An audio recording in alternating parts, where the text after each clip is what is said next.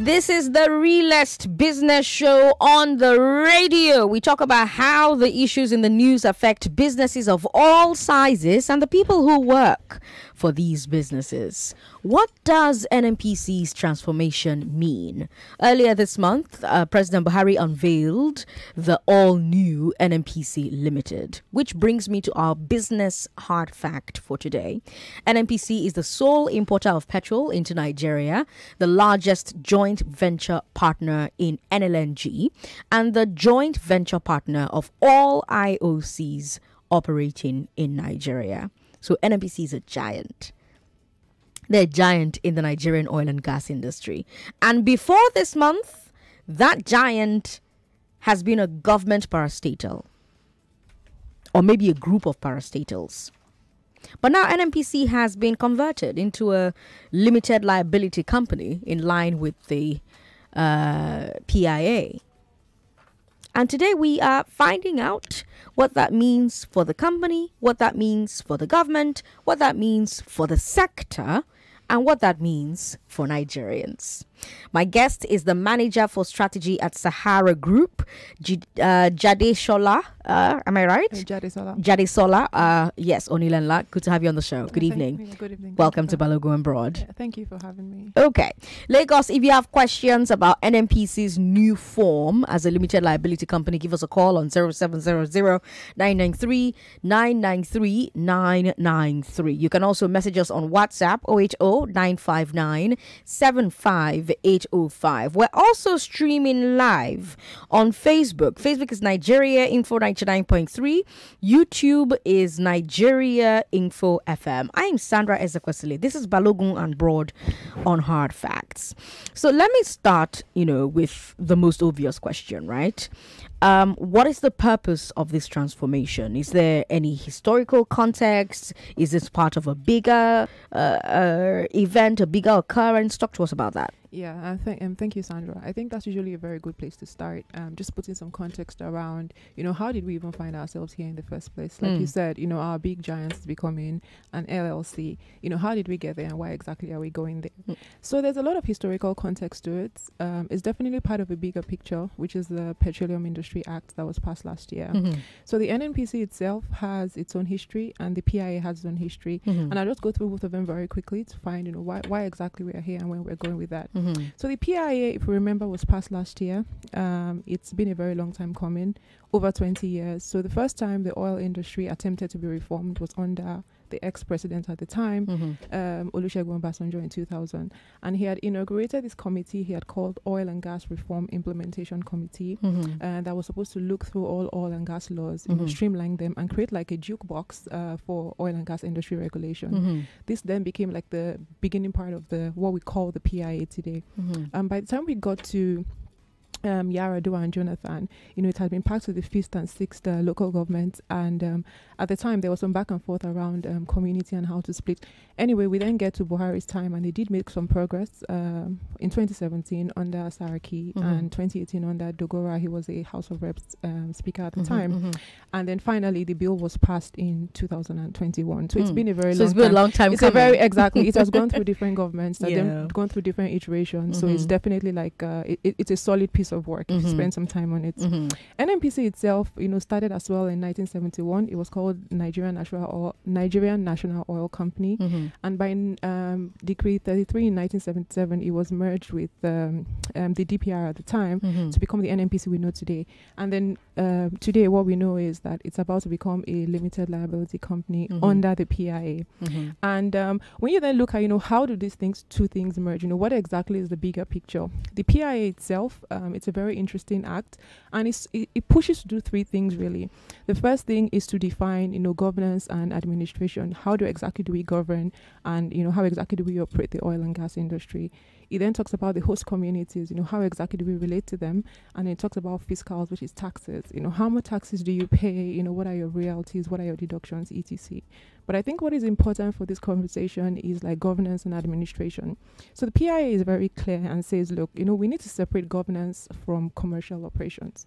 So he says there's 4 moving parts. First is the minister. He says this is your role. This is exactly what you're supposed to do.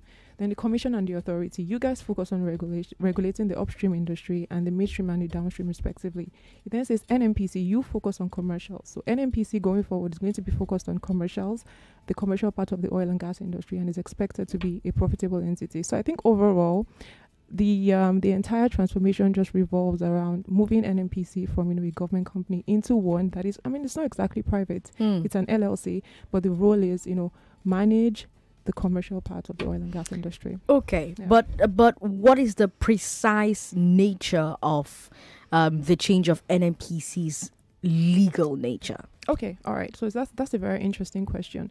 So it is still a government entity. It's still fully government owned. So it's not a private company by definition, because a private company is owned by private individuals and companies, and they can sell shares among each other as long as it's not IPO'd or sold in public. But this is a limited liability company. It's 100% owned by the government, 50% by the Ministry of Finance, 50% by the Ministry of Petroleum. But it does have some flexibility in how it carries out its businesses, how it positions itself for capital, how it hires people, and how exactly it builds relationship with the oil and gas companies it works with. So it's we'll say a hybrid. It's a limited liability company. So it's sort of a hybrid. Okay, so it's a sort of hybrid. Yeah. Can you explain the difference between transforming a government corporation into an LLC and privatizing one? Because I'm still a bit iffy on the difference there. Okay, so privatizing means taking out the government part of it entirely, and selling it to private individuals or private companies, and it will no longer be a government company, and it's not a public company. But what they've done now is it is still, like I said, it is still a government company. It's still 100% owned by the government, but the way it's designed, there's a lot of flexibility around it. So, for example, they are no longer tied to the PPA, which is the Public Procurement Act, or the Fiscal Regulatory Act, etc., that used to slow them down and add some sort of bureaucracy. So they have the flexibility of a company like Sahara and ExxonMobil, but then they are still a government-owned entity. Okay. So they've got 100% investment from the Nigerian government because they're still government owned. Yeah. But now that it's an LLC, it no longer needs to comply with TSA, with Fiscal Responsibility Act, with public procurement standards. Doesn't keeping government assets without government oversight open room for diversion of funds? I think that's a interesting point of view. But I will say that not much has actually changed. So it's still a government entity, and part of the PIA, which is the bigger picture, is that the Ministry of Finance and the Ministry of Petroleum, they sit together and look at all the assets the government owns today, put some sort of valuation to them, and determine which of them are moved into the private entity, into the LLC, which is Nnpc Limited. So what we get now is a change in the relationship on how money moves around. So for example, in the past with the JVs between Nnpc, for example, and another company, depending on their ratio of ownership, what happens is you contribute your own quota based on your ownership. So for example, if Nnpc is a 55% owner of an asset, they contribute for 55% for the operations of that state assets. But because when Nnpc was a corporation, they hold assets on behalf of the government, they don't own it. So when they need money, they get money from the government cash calls, and when they do sell the crude, the money is swept to the government federation account. But today, as a limited liability company, they are responsible for the equivalent of cash calls, which is their own contribution to the assets. So that when the crude is sold and they make money, what they owe the government is no longer sweeping all the funds into the government federation. What they owe the government is two things. First is taxes and royalties like every other oil company, and then dividends. And second thing they owe the government is dividends. Because the government is the owner of the company, the dividend goes to the government as well. So those are some of the changes that are going to occur when you move from public to... That answers my next question, because I was going to ask you, how the Nnpc's transition to an LLC will affect the nature of the JVs. For those of you who don't know, Lagos Nnpc makes most of its money from joint ventures with IOCs like Shell. Under the law, the asset on the Nnpc side of those JVs is the oil itself, and it belongs to the Nigerian Federation. Now, you're saying that it changes a bit. Tell us a bit more about that. Yes. So today, the assets are held by Nnpc on behalf of the government. They don't own it. They're holding it on behalf of the government. So what's going to happen is, part of the PIA is the two ministers sit together and they add value. They put a value to all the assets, both the assets and the liabilities that Nnpc as a corporation has today. They then determine which of them are moving into the limited liability company. The rest of them are absorbed by the government because Nnpc corporation as is today is no longer going to exist. So now for the assets that are then moved into the limited liability company, they then sit on Nnpc's books as the owner. So they're holding the assets by themselves on behalf of themselves. So in operating these assets, they have some flexibility in how they develop relationships with their JV partners.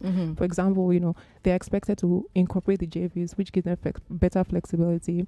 They can have a carry arrangement. They can do FTSAs. They just have a lot of flexibility around it. And again, because the assets are now theirs, when the crude is sold, what they owe the government is taxes and royalty, like every other oil company, and then dividends, because the shareholders are the Ministry of Finance and Ministry of Petroleum. But that brings me to my next question. They're supposed to remit the bulk of JV ventures to the Federation, right? Recently, there have been disputes about these remittances, and now they own the assets. Why should Nigerians trust that an Nnpc that is now free from government oversight will not become even worse at remitting JV revenues? So I mean that's an interesting view. But again, what they owe the government as a limited liability company is no longer sweeping funds. Now they own the assets by themselves. In the past they didn't own the asset; they're holding it for the government. So for every sale they make, they have to sweep the money into this crude federation account. But as of today, or after they become a limited liability company, just like every other oil company, what they do just is pay your tax. You pay your taxes. That's it. You pay your royalty, and then just like every other company that pays dividends, you pay dividends. But in this case, because the government owns the company, the dividend also goes to the government. Yeah. Lagos, let's have you join the conversation. 0700-993-993-993. 0700-993-993. You can also share your thoughts on WhatsApp. WhatsApp is 080-959-75805. We've got Hector from Bonny. Ooh, all right. Hector from Bonny says, please ask... I don't know that she can answer this question though, but Hector says to ask you, will their recruitment still be by quota system? If yes, mediocrity will still reign. Well, she's not Nnpc's spokesperson, so she doesn't know one way or the other. Or do you? Yeah, I mean, I think it's something I can shed some light on. Okay. So as a limited liability company, there's some sort of flexibility to, what you're solving for is profitability and commercial viability. So, although part of the PIA was that all the staff of the corporation are moved into the limited liability company, because it's now a limited liability company and it's expected to be profitable, part of what they're going to do in the next few years is some sort of skill gap assessment. I'm here today, I'm trying to be a profitable company in X amount of years. What do I require to go there? What sort of people do I require? What is my skill set gap assessment and how do I intend to fill it? So, for example, they could fill it by training their current staff. They could fill it by hiring experts in those fields. They could also fill it by partnering with a company that already has people with those sort of skill sets. So I feel like they do have more flexibility in the type of people they hire based on their new goal, which is profitability and commercial viability. All right, let's take calls. We've got lots of people trying to join the conversation. 99.3, hello. Yeah, President Sandra, good evening. Good evening. This is Chris. Our guest, good evening. Yeah, good evening. How come the Nnpc pump price is higher than the one or other private filling station? Okay. Hello? Okay, yeah, we heard that. Okay, all right. You want to take that? Again, she's not the spokesperson for Nnpc. She is from Sahara Group. She is the manager for strategy at Sahara Group. 99.3, hello. Hello. Hello, can you hear me? Yes, good evening, sir. What's your name? Good evening. How are you? Yeah. Hello, Sandra. How are you? I'm very well, sir. Welcome. Hello? Hello, I can hear you. Yes, please. Go ahead. Hello? I can hear you, madam. Yes, can you hear me? Yes, I can. Just go ahead, please. We can all hear you. Okay. I'm interested in the aspect of I'm thinking of this thing as purely commercialization, more or less. Okay. Am I correct? Okay. Yes. Now, and we have a situation where government is still involved, but oversight is minimized as much as possible. Right. Am I correct? Yes, that's Right. correct. Yes. Now, and talking about appointments, okay. Take an instance of where we are still battling with the issue of federal character. Okay, would there not be an oversight when it comes to issue of federal character when it comes to appointments of this kind of business? Okay.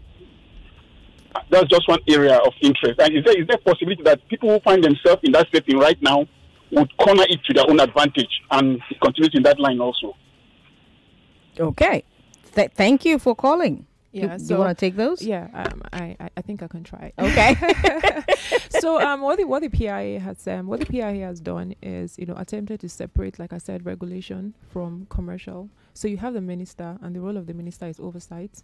You have the commission. The commission is supposed to regulate the upstream industry only. You have the authority that is expected to regulate the midstream and downstream industry, and then you have Nnpc Corporation, or Nnpc Limited, that expected to run the commercials. So there's very clear distinction. I don't know if his question is who is going to regulate. It depends. If it's upstream, then it's the commission. If it's midstream and downstream, it's the authority. And if it's general oversight, the minister has been tasked with that responsibility. Okay. All right.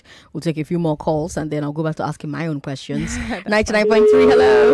Sorry about that. Call back if you can. 99.3. Hello. Yeah. Hello, Sandra. How are you, sir? You have a barrel on the line. Obara, welcome. Yes, I want to quickly answer the Chris question. Say why the Nnpc pump price is higher than some other filling station. The reason is when you see Nnpc logo, those ones that the pump price is higher. It means that those are the filling stations that are the franchise.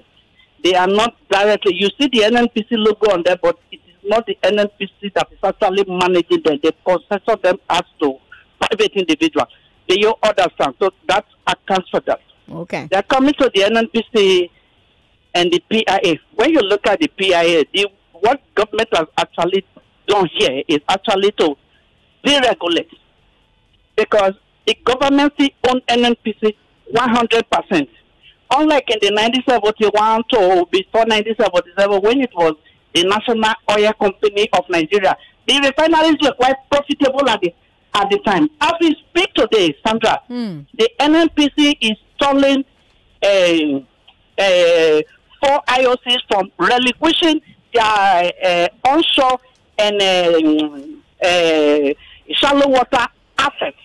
Do you understand? And when you look at the composition of the Nnpc at the moment, they have so much liability. So I don't really know where the profitability is going to come from in the immediate. Then, when you talk about staff recruiting, it was also stated that the government will not interfere. How? Look at the board of directors of the Nnpc. Out of 10 members, 3 are from the south. Out of the south, 2 are from the southeast. The entire volume of oil produced in the entire southeast is not up to one single local government oil produced in the core Niger Delta. And the only Niger Delta person that is on that board is in environment. Do you understand? Okay. So I don't really know how this Nnpc is going to be profitable in the immediate. When you look, a whole lot need to be reorganized in the Nnpc before. I have not seen it. I'm talking in practical sense because I've been inside the Nnpc and I know what goes on there. You cannot run any organization that way, and you expect to be. It should be for it to be profitable. All right, Obaro, thank you so much for calling. Obaro, sharing so many thoughts there. You can jump in from whatever part intrigued you the most. Yeah, okay, all right. So in terms of profitability, I feel like the new Nnpc Limited is a golden child. It's been given everything it needs. I feel like Nnpc Corporation has been stripped of, the overweight it had, all the burden that made it bureaucratic has been stripped from it, and it's then been given like a very clear enabling environment. The PI is very clear on how it's going to support Nnpc. So for example, when all the assets are moved into Nnpc Limited, it's going to be a very, very, very heavy market cap. There are very few companies that have that sort of assets in their books. And they then have the flexibility of thinking about how exactly they want to invest. And in my honest opinion, I think this is an opportunity for Nigeria to become the giant of Africa again. If Nnpc actually takes on this opportunity, there's so much to be done. So for example, I always say that there's no better industry than energy. There's no better location than Nigeria or Africa, and there's no better time than now. It's such an interesting time. There's a lot of things that just seem to be pointing Nigeria in the very right direction to going back to the being like the giant of Africa. So a good place to look at it is, for example, if you look at the energy gap, there's about 7 billion people in the world. 1.3 are African. 8 billion by the end of this year. 8 billion. So about 1 out of 6 or 7 people is an African. And then with the expected population growth, we expect that in the next 10 to 20 years, about 1 out of 4 people are going to be African. And if it continues that way, by the turn of the century, 1 out of 3 people are African. And then if you look at the today, if you look at the energy gap in Africa, we're housing about 13% of the world, but the energy available is only 3%. So it's really a 10% gap there. So population is one thing. You then look at, we're not only growing in number, we're also urbanizing. So what you find is like in 2010, 2015, in the entire Africa, there was maybe like 5 cities that had over 5 million people. So you had like Lagos, you had Luanda, you had Cairo in Egypt. When in the next 10 years each, by sometime around 2030, we expect 17 cities. People are moving to cities. So we expect about 17 cities, including places like Kano, Ibadan, Addis Ababa, Ouagadougou. Everybody's going to have more than 10 million residents. And of course, when people move like literally from the village to the city, there's a lot more pressure on the energy resources. And, so the gap is there. The energy resources, there's a big gap. So there's just a lot of opportunity for Nnpc Limited. And Nnpc Limited is not only going to be doing oil and gas, they're also expected to do renewables and new energies. So it's energy for today and energy for tomorrow. There's a lot of opportunity to position themselves for that. So for example, Nigeria has very significant gas assets. And for you to position yourself with the whole global net zero, lower decarbonization, if you're going to attract investors, you have to be very clear about your decarbonization plan and how you're going to... Is Nnpc very clear about it right now, or is it too soon? It's too soon. It's too soon. There's just a lot of opportunities. So again, this movement to an LLC, it's a door open. It's not everything given to you, just a door open for opportunities. So it's now going to depend on the Nnpc to walk through the door. Exactly. But I feel like the door is open. You have everything you need. It's just like go ahead and just shine. Just be a golden child. Exactly. Just let us see your halo. Exactly. Just prosper, right? So just to round up Africa. Just to round up on Africa, there's so much opportunity for us. So for example, on the renewable side, a lot of money has been coming to Africa, but it's just that the money is going to South and North Africa. So for example, between 2000 and 2009, about 5 billion of money came to invest in renewables, and in the next 10 years, about 55 million came. So within a 10-year gap, the investment went up 10 times. And I believe the money is still going to keep coming. So the question is, how does Nnpc position themselves to partner with these renewable energy companies? On the oil and gas side, again, you have to be very clear about your decarbonization plan if you're going to attract investors.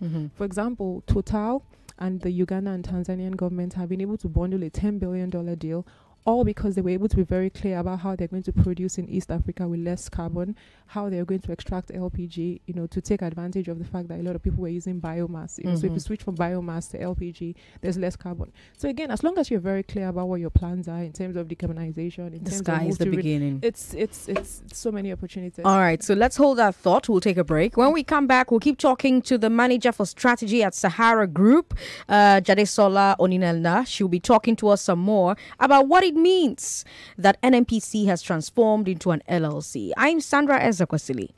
Hello? James, look, I'm on the expressway. My car just broke down. I don't even know what to do. Sorry, you do not have sufficient credit to continue this call. Oh, please, no. Why not? This is an important call. Then you should have recharged. I would, but I'm in a position where I can't. Why not borrow some credit then? Borrow credit? How? With Glow Borrow Me Credit, you can borrow airtime and pay later. It's easy. Just dial *321# and follow the instructions. Wow, that's fantastic. Glow is always there for you when it matters most. Sorry, James.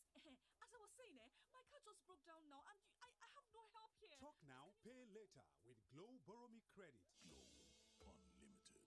If you run your own business with Rent Money Loans, you make 0 repayments for the first 4 weeks. And once you repay your business loan successfully, you can get 99% more money on your next loan at a lower interest rate. To apply, visit renmoney.com or call 0700 5000 500.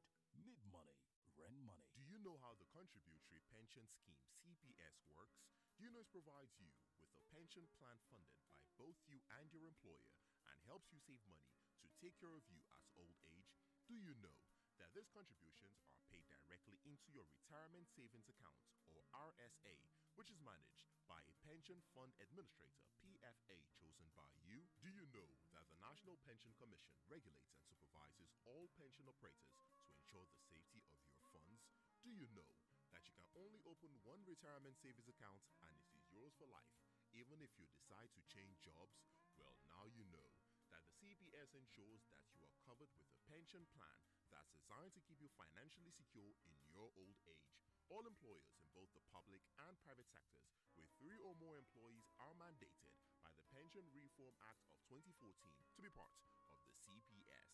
For more information, visit www.pencom.gov.ng. We go win the next Premier League and I go watch them live. Watching it live, I beg you, that's expensive. Not when you win an all-expense-paid trip in the BetKing preseason offer. TVs, phones, and betting credits are also up for grabs. Bet at least 500 naira on any sports or BetKing virtual football league with a minimum of 5 selections and 3.75 odds per coupon to win from the weekly draw starting on the 16th of June to 31st July 2022. T&Cs apply. Visit betking.com to start winning. That feeling, that's BetKing. Have you been disconnected because you didn't link your national identification number to your MTN number? Don't worry. If you already have your NIN, here are 5 ways to reconnect. 1. Dial *785#. 2. Text your national identification number NIN to 785. 3. Chat with Ziggy on WhatsApp number +234 9033 000001. 4. Visit my MTN NG app. Or 5. Visit www.mtn.ng. If you don't have a national identification number, just walk into any MTN store or Nnpc center near you or visit the MTN website to book an appointment. What are we doing today? This is not the typical bank ad where we only talk about zero balance and high interest rates. Picture this. Exclusive discounts at select stores.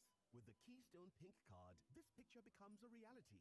That's not all. Picture a beautiful resort with its breathtaking Instagram-worthy scenery. The cool, gentle breeze on your face. The champagne bubbling in your glass as the sun illuminates your skin. With the new PTA BTA Visa card, living this dream is easier. Visit any Keystone branch nearest to you or download the Key mobile app to get a Pink card, MasterCard, Visa card, or Verve card. At Keystone Bank, there's a card for everyone, no matter where you are. Keystone Bank, we grow together. A performance of sheer class. Uncommon speed. Terrific strength. Uncommon power. And how good was that? Uncommon skill. Becomes the Commonwealth champion. Showmax Pro brings you the 22nd Commonwealth Games, where a common passion meets uncommon performance. Watch extraordinary athletes in action from the 28th of July to the 8th of August. Subscribe from only 3,200 naira per month to enjoy sports from Super Sports, series, movies, and more on Showmax.com. We're back. We're back. We're back. We're back. We are back. We're back on 99.3 Nigeria Info.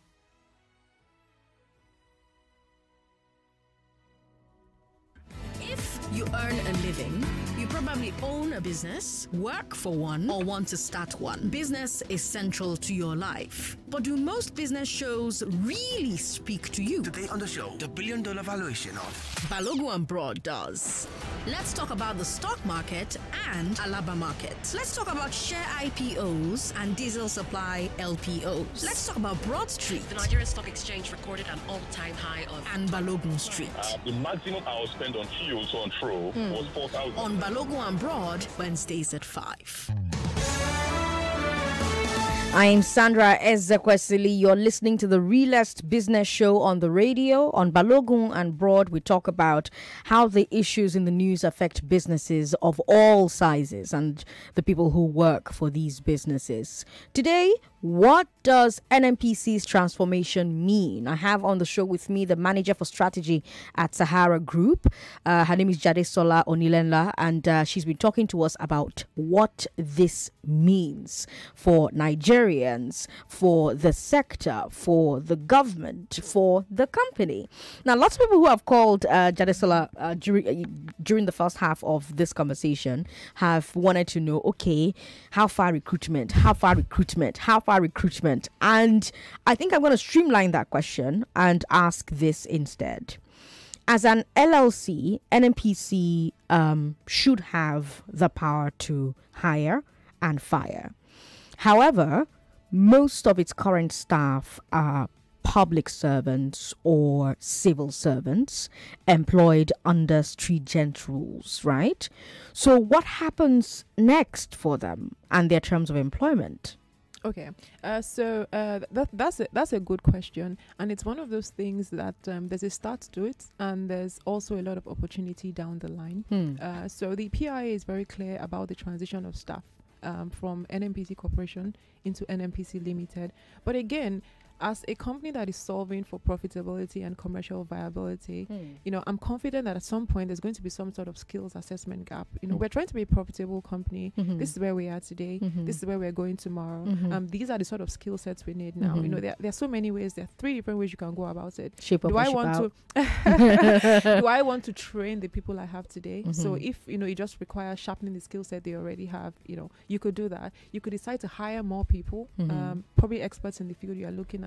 You could also look at part of the flexibility is also developing some sort of partnership with maybe technically savvy companies that have the skill set you require, so they can bring that to the table while you bring the assets or something else you bring. So I think there is a lot of flexibility. I don't think it's a case of they're forever encumbered with the staff they have. There's potential for exploration, there's potential for expansion, and there's also potential for partnership to bring in the kind of technical skill sets they require. Yeah. I mean, a few hours ago, I believe it was yesterday, we heard that NNPC was offering exit packages to 500 employees who were willing to exit. They were also debunking reports on a mass sack of workers. But strategically, which of NNPC's current units should be retained by a profit-driven LLC, and which ones do you think should be discarded? Okay, all right, that's a very interesting question, and it's one of those things where you can't really dictate clearly what the output is. What you can do is, have confidence in the process, in the selection process. So the PI is very clear. These are the assets NNPC Corporation has today. I'd put a value to all of them. I'm confident it's a very solid team. It's publicly available information. There's a team of consultants, there's a law firm, there's NNPC themselves sitting down to actually put value to these assets, both the assets and the liabilities, and they will then determine the ones that are going to move into the limited liability company. So while today, we don't have access to all the assets and all the valuation, but we do know, they will probably have some sort of scientific criteria for asset selection, which I believe they're going to be very clear about. But we're unable to dictate whether or not which of the assets. We can't start pinpointing which assets, because all you see is the asset. You don't know the liability behind it. You don't know what their drivers are. Again, they're solving for profitability, and I know that will always be key in their asset selection. But it's going to be a very scientific process, and the team they've put in charge is a very solid team. So confidence in the output for that. When we're talking earlier on, you said the Petroleum and Finance Ministries will decide which assets should go to NNPC and which ones should stay with the federal government. In your expert opinion, which assets will end up with which entity? Again, those are no questions we can answer. What we can just trust is the process. There's going to be a very technical process to it, some sort of valuation. Again, they're solving for profitability and commercial viability. So that will always be the top line in their asset selection. But again, I'm very confident the team they've put together, very solid consultants, very solid law firm, very solid valuation companies. So by the time they're done with that, they have like a basket of assets. They then begin to pick and choose which fits their end goal, which is profitability and commercial viability. Okay, what happens if NNPC takes a series of losses and starts to go under now that they are an LLC and they're supposed to run as a commercial entity? Do you think the government will resist the temptation to offer bailouts? It's their golden baby. You said so yourself. Yeah. Your words. Yeah. Yeah. So I strongly feel like with the sort of assets that are going to be put there, the sort of structure that have been put in place, there's so much opportunity for profitability that I don't envisage that, you know, they're going to be like a loss-making entity. What if? Yeah, I mean, I think at that point you'll be left to the government and Nnpc to sit and have like a brother-sister discussion. I like that, brother-sister discussion. Do you think the federal government will do an IPO like Saudi Arabia did with Aramco? I don't think it's impossible. Probably, maybe not in the short term because there's a lot of work to be done before then. But I won't say it's totally out of the picture. But maybe sometime in the future. But there's no clear path. There's no clear path yet towards that. But I won't say it's totally out of the box. Well, people are calling, but sorry, I have questions. I'll take your calls. Calm down. So, in the first 4 months of this year, federal government's oil revenues were only 48% of the expected figure, and a big reason of this is oil theft. If the federal government, with its security assets, cannot protect its oil assets, can Nnpc Limited be expected to? To a very large extent, you know, the oil theft issue is a general oil and gas. It's not like it's specific to certain It's a sector problem. Exactly, it's a sector problem. It's a very heavy sector problem. But there's been a lot. There's been a lot of back end work into looking at how to solve for that. You know, private companies I know are also trying to create entities that solve for that sort of theft. But I do believe that Nnpc is also subject to what the general oil and gas public sector is set up for. So until we get to the point where we have a sort of common solution for everybody, I think it is a general problem. Do you think that those figures discourage potential partners? I mean, and everybody is careful about where they put their money. But everybody has to be careful about where they put their money. But again, Nnpc, with what they have today, with the assets that are going to be put in their books, there's apart from oil itself, there's potential for gas investments. Mm-hmm. And there's a lot of incentive in the PIA for that. So, for example, if it's crude, you pay 12. You could pay up to 12.5% in royalty. But for gas, if you're onshore, you pay 7.5. If you're offshore, you pay 5%. If you use the gas domestically, you pay only 2.5. So there's a lot of incentive for gas and the use of the gas domestically. There's also renewables, which is the energy of the future. I mean, there's definitely a decline in the demand for the use of oil. There will potentially be a decline in the demand for the use of gas. But what we do require is power, clean energy. And Nnpc has been saddled with responsibility of making this happen for Nigeria. So there's a lot of things we can do. It's interesting that you're talking about renewables. So my station organizes a debate tournament, and during the auditions, one of the debate topics was developing countries should have the same carbon emission standards as non-developing countries. I wonder what you think about that. Okay, so if we look at you're about to give them exposure. Yeah, so I mean it's a topic I find very interesting, and I'm just generally very passionate about. Part of the basis of net zero is equality and equity, which is, you shouldn't carry more weight than you're responsible for. Africa is only responsible for a very small part of the global world emission. So we definitely shouldn't be subject to the same speed. If companies, the countries that are responsible for most of the emissions, if they slow down their emissions within the next 5 to 6 to 7 to 10 years, it will take them maybe 10 to 15 years before they get to Africa's rate of emission. Second thing is, again, Africa is going through the whole energy gap thing. We're housing 13% of the world. We only have 3% of the energy infrastructure. Our population is expected to double. So our population is doubling. Most of our people are youth. People are urbanizing. There's so many, and we are full of oil and gas. We do have oil and gas. So I do believe that there's opportunity for us to focus on what we have before we get what we want. We forget that apart from energy, a lot of the revenues of African countries comes from the sale of oil and crude. So if you want us to invest in renewables, but you don't want us to produce oil and gas, where are we even going to get the money to invest in the renewables? So I'll say there's an opportunity for transition, which is African countries, we hold you responsible to produce in a decarbonized manner. Be responsible about it. African countries should be allowed to produce their oil and gas, as long as they're very clear about no one is even going to, if you're trying to raise money, you have to be very clear about your decarbonization plans and your, focus on gas. So African countries should be allowed to optimize what they have, which is oil and gas, while, raising money and raising money both from the sales of the oil and gas and through external investment to then invest in renewables, which is the energy of the future. So we do have this Africa's reserve of gas is almost ridiculous, and it's almost ridiculous. And there's a lot of opportunity even within gas to work as a clean energy transition. Right. So, for example, Sahara has invested in four vessels within the past 5 years to just support that general transition. We do a lot of gas investment on our upstream side. We're looking at some divestment opportunities, and we're very big on those that have gas because that's the transition gas. So while you produce your crude oil very responsibly, you're very clear about your decarbonization plans. The gas as well, that's the energy of the future. There's so many opportunities. There's blue hydrogen, there's green hydrogen, so many opportunities.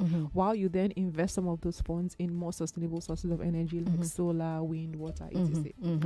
All right. If you're one of the students who is in the pool for I Beg to Differ in August, you just got a crash course. By the way, we've sent out emails. So if you know someone who auditioned to be a part of the tournament in August, have them check their email to see the topics that they will be debating from the 8th of August. I'm Sandra Ezekwesili. You've been listening to Balogun and Broad on Hard Facts on 99.3 Nigeria Info. We're talking about the unveiling of the all-new Nnpc Limited. And I told you when we started that Nnpc is the sole importer of petrol into Nigeria, the largest joint venture partner in NLNG, and the joint venture partner of all IOCs operating in Nigeria. So they are a giant in the Nigerian oil and gas industry.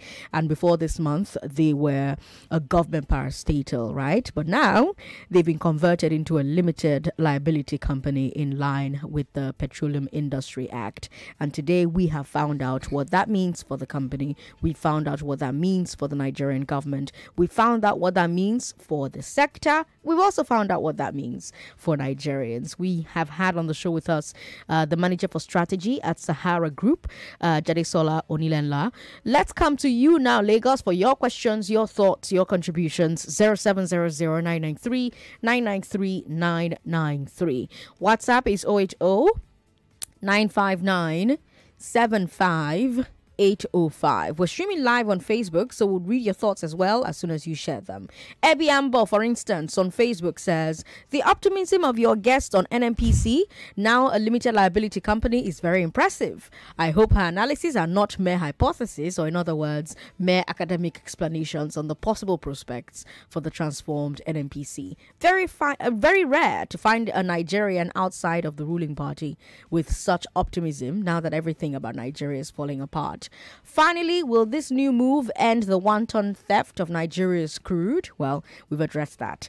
Let's take this message here from Alaba Lakpe, who says, tell your guests the ordinary Nigerians are not interested in all this grammar.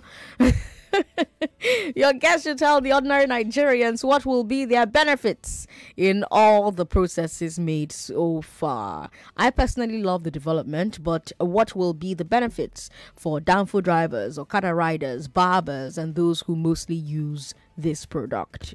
Okay. We've got Nelson, who says, on Nnpc, a waste conduit pipe, mom is my word. Aramco of Saudi Arabia is a perfect example. Nnpc refineries are all inactive. Okay. Here's a message on WhatsApp from Samson, who says, this story sounds like NEPA's transformation to PHCN, then to where we are now. Forget the change of name, please. All right, Samson. Someone here is asking about recruitment and corruption. How will it be curbed in a country in a corruption dominant industry? Okay. We've got this one from Johnson in Apapa, who says, what if the Nnpc Limited doesn't declare profit? Does this mean that Nigerians are being taken as mumu? Is it possible that they won't declare profit? We've got a message here from Wale. Wale says, why did you call it dividend sharing? It sounds like PLC. Okay, so the limited liability company is expected by the PIA, apart from paying its taxes and royalties, to keep about 20 to 25% of its profits into reinvestments and then pay the rest out as dividend to shareholders. And the shareholders in this case is the government. Yeah, so I hope that answers your question. Okay, let's come to the phone lines now. 99.3, hello. Hello? Good to have you on the show, sir. What's your name? Good evening, our ambassador, President Sandra Ezekwesili. Good evening, sir. What's your name? Once again, my name is Godwin, calling from Loshurulakwe. Godwin, welcome. Well done for a good job you are doing there. Thank you. As much as well said by the experts discipline with you, we are all here in this country where Nnpc, lot of money be sunk into it in the name of renovation and whatever name. And year to year, no result. We have workers there that have been paid, bogus salary allowances, yet no production for the end user. And today, a nomenclature is being brought in. Am I sure that it is the European, from American or Indian or Japanese that are coming to manage it? That the Nigerian system, as by our elders, which they are known for only killing, eating, corruption at the highest order without conscience and fear of God? Am I sure this is not going to be a carryover to that side, but with a different nomenclature, and the same people who are into the killing of the societies and the growth of this country not going to be the one to rule there? Good evening and well done, Sandra. All right, Godwin, thank you very much. I'm not sure there was a question in there. He was just sharing his thoughts on the entire process. Thank you so much for calling, Godwin. 99.3, hello. Hello, good evening, Sandra. Good evening, sir. What's your name? My name is Charles. I'm calling from Maja. Welcome, Kevin. Go ahead. Okay, well, I do not share the optimism of your guest. Okay. We have an old wine in a new bottle. An old wine that is full of corruption, an old wine that is full of ineptitude, an old wine that is full of bureaucracy, an old wine that is very wasteful. As far as I'm concerned, what I expected is that if they are really serious, they should push in private sector people in oil and gas that have proven their worth in the industry. Those are the people that should lead Nnpc Limited, not the current crop of people that we have there that have destroyed Nnpc. What are they going to do? What new thing are they going to do in that place? There's no hope as far as I'm concerned. Thank you. All right. Thank you very much for calling. I understand what, the listeners are saying. I understand the concerns that they are sharing. But like you've said numerous times, they're now set up as a company that can only survive if they're profitable. Do you think that they will get in their own way of staying alive? I mean, I don't see any reason to. All the elements that limited its ability to do certain things have been taken away and replaced with like wings to fly. You're supported by, and you've been and they've been given the wings to fly. So it's, I mean, I hate to be like the the sunshine, like the ray of sunshine. Yeah, exactly. But I do feel like it's been set up for success. All the factors that have slowed it down in the past have been taken away. It's been replaced with very clear expectations and also support for those expectations via the PIA. So I mean, I do think it's something we should be enthusiastic about. Okay. Yeah. We've got 3 minutes, more or less. Do we even have 3 minutes? Yes. Okay, we've got 1 minute. So that's enough time to maybe take one final thought, and then we'll let Jade go. Yep. 99.3, hello. Hello, Sandra. How are you? Alex here. Alex, thanks for calling. Good to have you on the show. Yes. So you see, I would like to be listening to Jade Sola's voice, more. I know. You know what I mean. It's like a soothing voice. Happy times ahead and all of that. But you and I are experiencing Nigeria today. Jade is also experienced in Nigeria today now. No, you know that we don't. She's in Nigeria, no. I mean, come on. Jade Sola. Leave those things. See, Trinidad and Tobago doesn't have as much gas, have even 1/10 of the gas that we have. The way they deploy the local use of their gas, you never ever believe it. Every household has a direct benefit to the gas that they have in Trinidad and Tobago. I keep saying one thing, Sandra. I'll try and wrap up in a few seconds. That we should have a council of economic advisor separate from the Federal Executive Council. It's not a place led by politicians. We need real economics and technocrats to sit down and talk about Nigeria. We do. No. What we have is still infested by politicians. For as long as we put the politics first, we always land on the wrong foot. Alex, thank you very much for calling. We've got a comment here. Jade Sola, you are such a great mind. Excellent job you're doing. Keep it up. Concerning the unveiling of Nnpc, I want to say that corn is corn, whether roasted or boiled. Ndo from Ojodo with that message there. Jerry from Raja sent us a long message, but unfortunately we are out of time, so I have to let Jade Sola go, unfortunately. But I will have you back on the show. I loved talking to you. Thank you for being such a great guest. Jade Sola is the manager for strategy at Sahara Group. Coming up is the news at 6. Once the news at 6 is done, Lagos, we will bring you the step down. On the step down today, at what point should your personal ambition take a back seat for your siblings outside the family, outside the house? The step down is where we just relax and stop talking about Nigeria's problems. Just chill, chill and laugh and play. So 6:15, keep a date with me. Don't go away.